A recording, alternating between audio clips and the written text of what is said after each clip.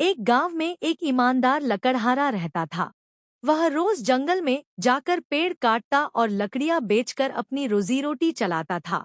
वह गरीब था, लेकिन बहुत मेहनती और सच्चा इंसान था। एक दिन वह जंगल में पेड़ काट रहा था। तभी उसकी कुल्हाड़ी हाथ से फिसल गई और पास ही बहती नदी में गिर गई।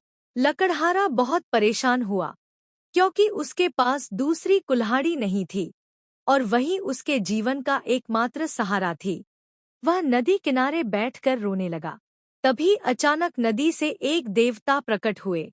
उन्होंने लकड़हारे से पूछा, बेटा, क्यों रो रहे हो? लकड़हारा बोला, मेरी लोहे की कुल्हाड़ी नदी में गिर गई है। बिना उसके मैं काम नहीं कर सकता।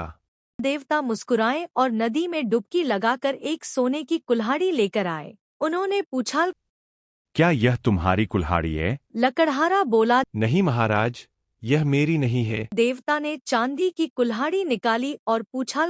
क्या यह तुम्हारी है? लकड़हारा बोला, नहीं महाराज, यह भी मेरी नहीं है। देवता ने लोहे की कुल्हाड़ी निकाली।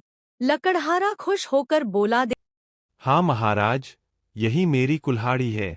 देवता उसकी ईमानदारी से बहुत प्रसन्न हुए। उन्होंने उसे तीनों कुल्हाड़ियां इनाम में दे दी।